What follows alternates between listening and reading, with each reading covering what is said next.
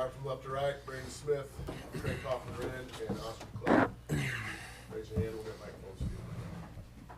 Sam, go ahead.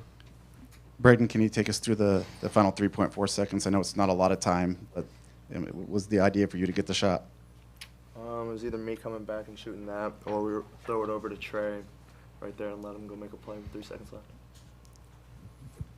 Braden, why was turnover such a problem tonight? Or I guess maybe an inability to stop them once they got the ball off the turnovers? I mean, they're a good team, and they push and transition like probably the best in the country. So it's difficult if they're live ball turnovers for us to even really get back because they're just pushing it so quick, and they got guys running the floor. And obviously they're a good team, so they're gonna make shots and make us pay.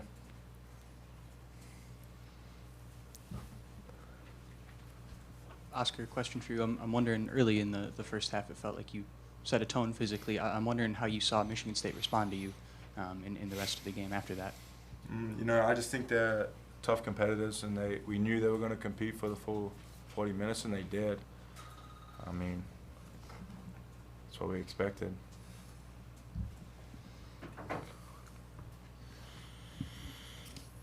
Trey, this is the 4th loss in Mackey, not something you guys are used to. How does that kind of sit with you after this loss? I mean, it sucks. It always sucks to lose a game.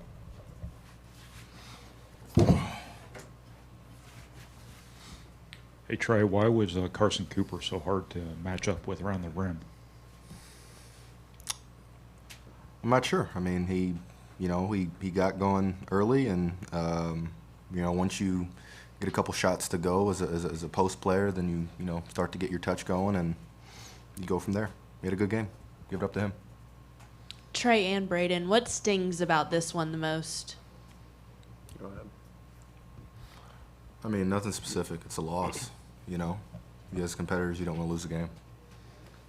Yeah, just piggyback on that. It just obviously we want to win games, and obviously at home we got to win every one we play. So when we don't, it sucks. Braden, for years, Mackey has been the advantage for you guys to not be in the contention for a Big Ten title and it be games that you've lost in this arena while taking care of business on the road. Is that what kind of hurts more when you look at where you are in the standings right now? I mean, I don't really think it matters where we're at in the standings. We try to win every game that we go out there and play, whether that's at home or away.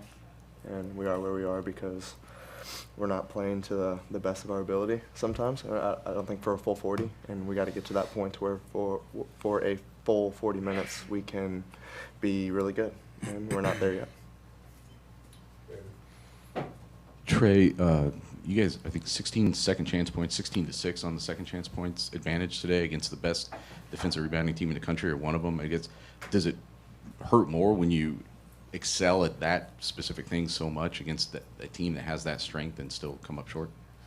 Yeah, I mean, we knew that, going into every game, you want to see what they're great at, and I thought we, did our job rebounding. I thought we did, we're +2 on the boards against, one of the best rebounding teams in the country.